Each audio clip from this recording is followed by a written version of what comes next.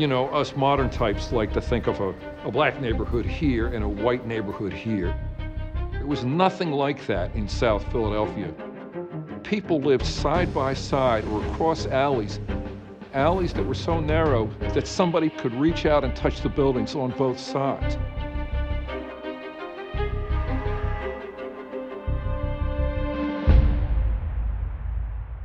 Across Philadelphia, the tangled web of alleys below South Street is the poorest neighborhood. Jammed with tens of thousands of Irish famine refugees, their neighbors, the many descendants of escaped slaves. Together in Moyamensing, all live under the eye of a man called the Squire, William McMullen.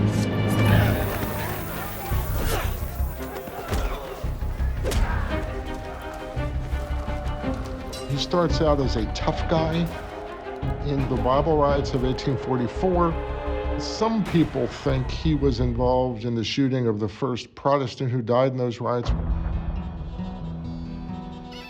McMullen is one of a bunch of bully boys who is protecting Catholic churches. And he goes on from there to become a window bookman for the Democratic Party, the friend of Irish voters, to affirm to the judge of elections that Billy O'Shea or James Kerrigan is definitely a resident of Philadelphia, has lived here all his life for at least 5 or 10 years, and is a legitimate voter. That means you vote the way he wants you to vote, you turn out when he wants you to turn out, you become part of his team, his machine. The engine that drives his machine is the Moyamensing Hose Company, the city's 27th fire brigade. The fire companies weren't run out of City Hall. They weren't municipal. They were independent entities that protected their own neighborhoods. Not only very good at fighting fires, but truly McMullen's paramilitary to expand and defend his political power. We sometimes forget why corruption could flourish as readily as it did. People like William McMullen got jobs done. He could get your street repaired. He could help get your loved one out of jail. He knew the prison guards. He'd gotten them their jobs. The Irish immigrants, despite settling in the slums, the fact that they can vote means they can matter to McMullen. And if they matter to McMullen, they can get ahead.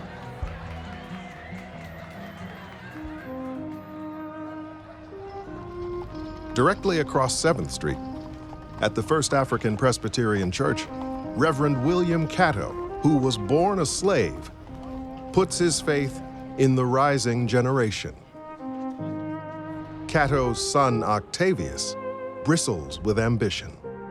William Cato knows that his son, Octavius V. Cato, has what it takes to be one of the greatest men of Philadelphia, black or white. He decides to send him to the very best school that he can, the Institute for Colored Youth. The Institute had a history of its own. Well-intended Quakers wanted it as a school where kids would be taught trades, would be taught the garden, would be taught the farm. Well, men like William Cato, Octavius's father, would not stand for it. They're saying this is what we want, not to be pushed aside to receive an agricultural education. They want the classics. The generation of students who went to the Institute for Colored Youth in the 1850s, they were totally energized. People were clearly feeling that this was the moment. They were going to come out of there able to stand up and argue on their feet, to run a classroom, to deliver a sermon, to give a political speech, to become a lawyer or a doctor. It was revolutionary. Students Jacob White and Octavius Cato lobby for a visit by Pennsylvania Governor James Pollock. To their surprise, he shows up. But in his speech, he ignores the issue they care about most. Jacob Clement White Jr. stands up and interrupts him. And he addresses the governor in the flowery, respectful language of the day. Because of a state law, no black man has been able to vote in Pennsylvania in nearly 20 years. Jacob White demands, when will our voting rights be restored? The governor looks startled, and he kind of hems and haws, but he doesn't really answer the question that Jake White is asking. White stands up again and he makes his statement. We here at the Institute for Colored Youth, we have been preparing for that day when you are ready to talk about racial equality. We will be ready.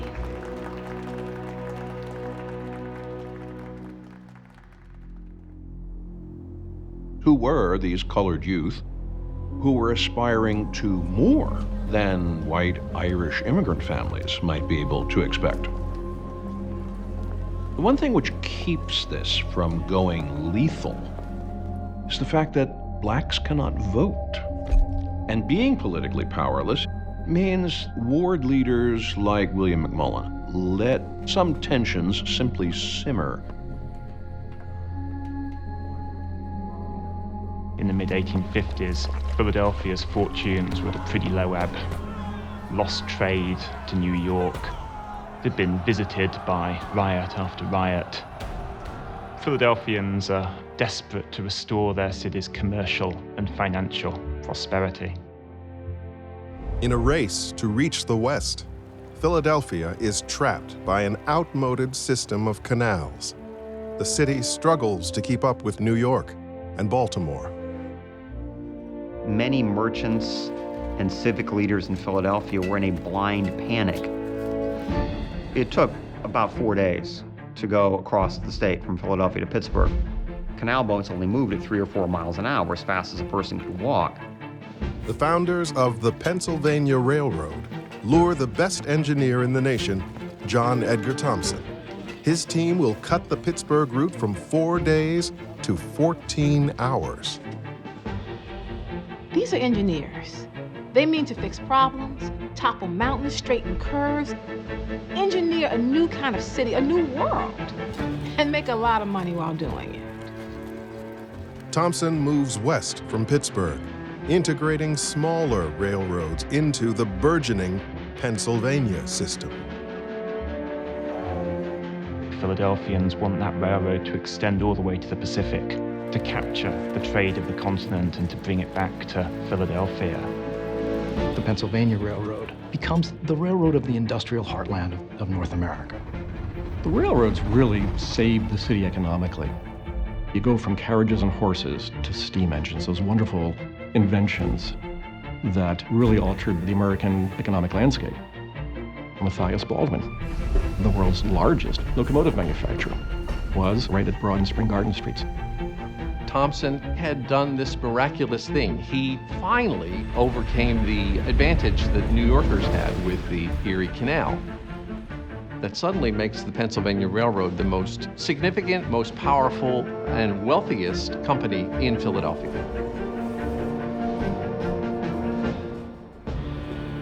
Just a short walk from Thompson's office, William Still must engineer an even more complex system. Officially, William Still is a clerk and janitor at the Pennsylvania Anti-Slavery Society. He makes $3.75 a week. But at night, he's a conductor on the northern terminus of the Eastern Line of the Underground Railroad.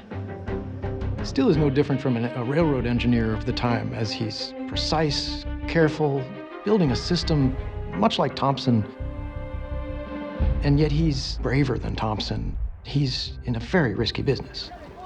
Still's business, conducting escaped slaves to freedom. This was about his family. This was about his mother and father both escaping from slavery, his mother escaping twice, sent back the first time with her children, and on her second escape, she could only come with 2 of her children, leaving the others behind. What he did was to chronicle every single story. As a runaway came to Philadelphia, the first stop was William Still. The term Underground Railroad for Still was a way to make people think about travel, an actual line that you could follow that would lead you to freedom. It's not simply just that North Star, but if people could imagine themselves traveling on a railroad, that for them would be a symbol of hope. But with 4 million Americans enslaved, William Still can hardly rest. It was against the law to harbor fugitives. The Times demanded that his activities were covert and secretive, because he would be dead.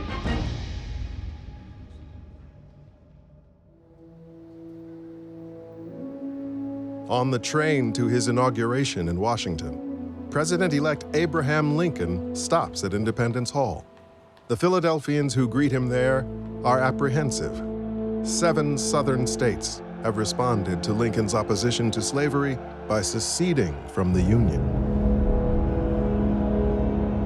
At that moment, in the shadow of Independence Hall, he says this: "I've often inquired of myself what great principle or idea it was that kept us so long together. It was something in that declaration giving liberty, not alone to the people of this country, but hope to the world for all future time, and that all should have an equal chance. But if this country cannot be saved without giving up that principle, I would rather be assassinated on this spot than to surrender it."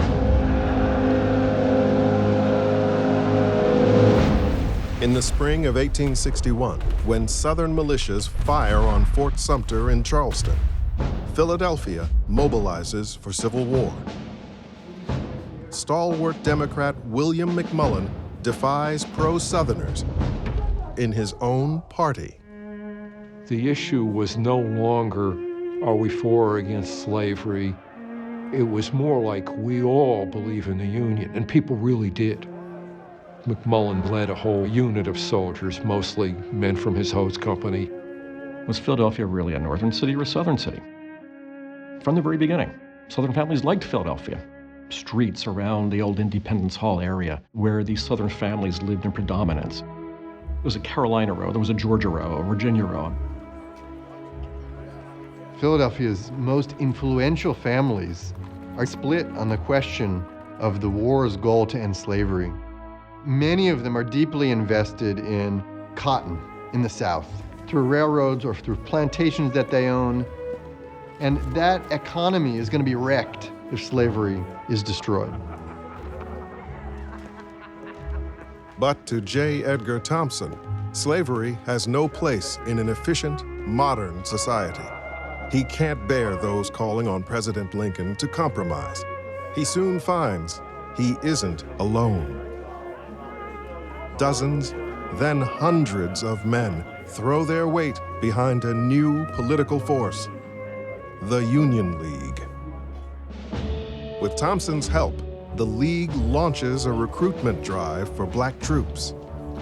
Graduates of the Institute for Colored Youth will lead the charge, including the son of Reverend William Caddo. Octavius V. Cato exemplified the best and the finest qualities of his generation. He excelled in sports, he excelled in academics, he excelled in community leadership. He was the future perfect for the African American community. When Southern armies had worked their way all the way to the Pennsylvania border, Caddo rallies his students at the Institute for Colored Youth to take them to Harrisburg on the train and sign them up for the Union armies. But as the war rages on, Philadelphia will now receive the wounded by the thousands.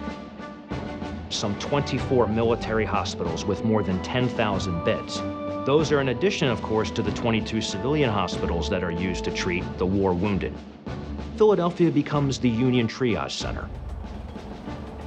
At Mauer War Hospital in Chestnut Hill, the rush of the wounded has created a new demand for nurses and doctors, inspiring 16-year-old Anna Broomall.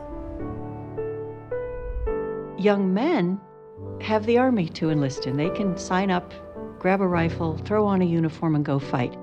Young women have a different kind of a problem. How do they find their way into this event that's going to define their generation. How can they sit on the sidelines? Of course they can't.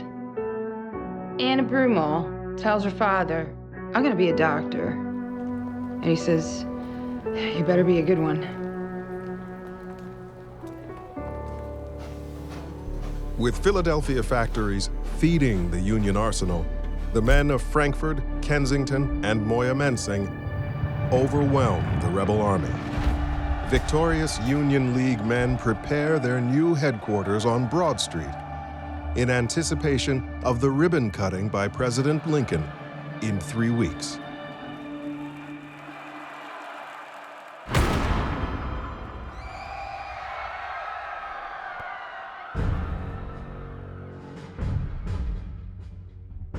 April 22nd, 1865. The Lincoln funeral train came in along the line of the Pennsylvania Railroad, drawn through the streets of Philadelphia by 8 horses. And the crowds pack the sidewalks, as many as 500,000 people. The members of the Union League were given the honor of receiving the body of Lincoln at Independence Hall. Even the young Democrats of Philadelphia marched in mourning. The man who managed to unite William Still and J. Edgar Thompson, Octavius Catto, and William McMullen is now gone. Now the boys' principal of the Institute for Colored Youth, Octavius Catto, has fallen in love with his former classmate, Caroline LeCount.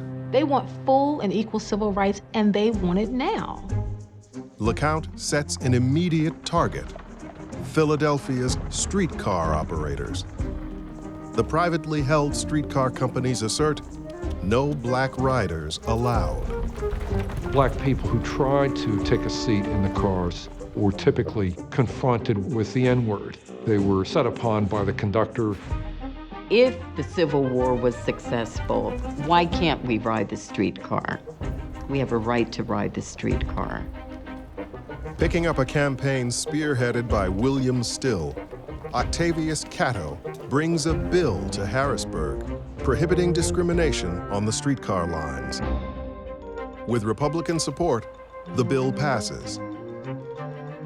But Caroline LeCount knows that a law is no guarantee. She's a Philadelphian. She understands that the law is only the law. Caroline LeCount decides to risk her own safety to test that law. As she attempts to board a car at 11th and Lombard, We don't allow your kind. the conductor's response is all too familiar. Well, Caroline LeCount marches straight to a magistrate at City Hall, brings a complaint against the streetcar conductor and his company. Acting on LeCount's information, the magistrate sends officers out to arrest the conductor.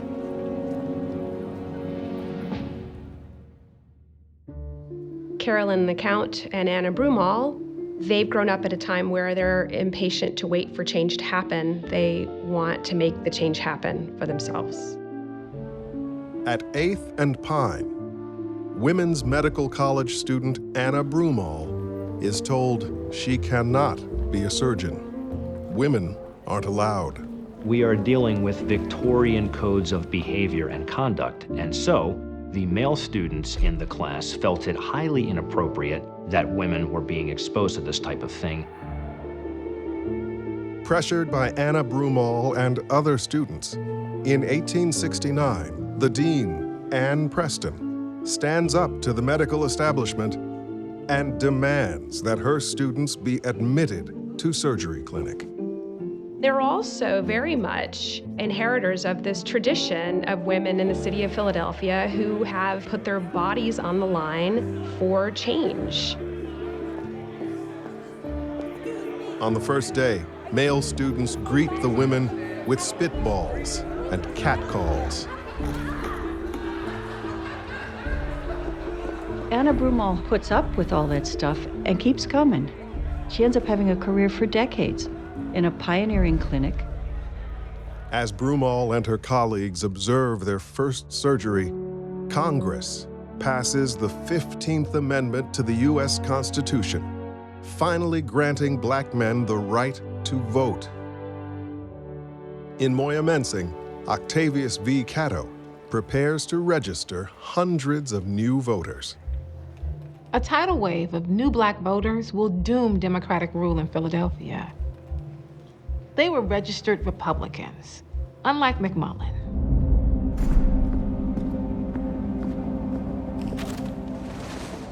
The Democrat William McMullen smells a challenge. Republicans have promised to disband the Moyamensing Hose Company and all volunteer companies in favor of a professional fire department. He knows that his authority is liable to come tumbling down by abolishing the volunteer fire companies that really abolishes the political power base through which ward leaders like William McMullen had long been able to operate. All these new black voters and their leader, the face of the movement, Octavius Cato, are right in the face of William McMullen. McMullen and his firemen are under the protection of Democratic mayoral candidate James Biddle. But Biddle doesn't have the numbers to win, so McMullen decides he must suppress the African American vote. With the election just 12 hours away, McMullen's men fan out across Moyamensing.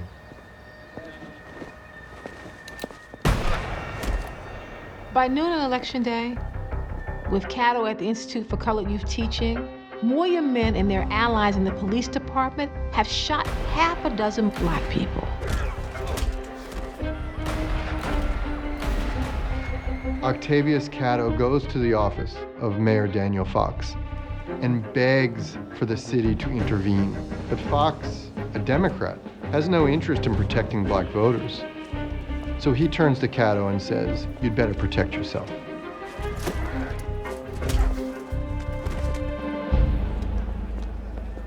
He goes to 3rd and Walnut and buys a gun. It has no bullets in it. And he starts walking back home.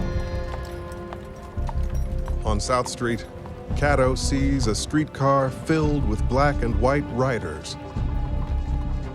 Another man sees Octavius V. Cato. He's got a number tattooed on the back of his hand, and it's the number 27.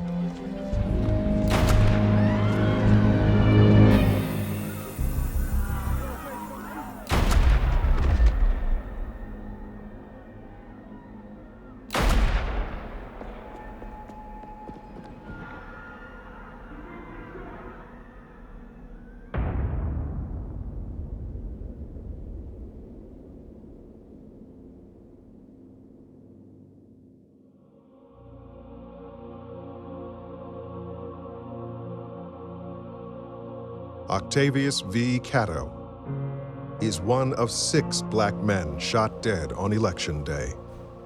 6 days later, Republicans remember him with the city's largest public funeral since Abraham Lincoln. His remains are taken back to the Institute for Colored Youth, the school that he helped to run.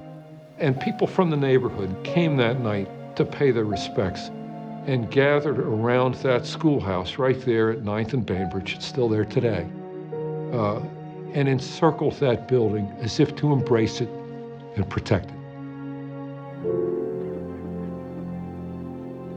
In the coming years, Caroline LeCount will be the first black woman hired as a principal in the Philadelphia Public Schools.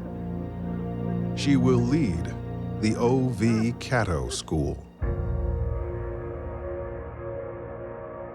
Victorious Republicans finally abolished the city's 72 volunteer fire companies. But the leader of the Moyas is undaunted. 2 Octobers after the murder of Octavius Cato, William McMullen wins election to a seat on city council, where he will serve for nearly 30 years.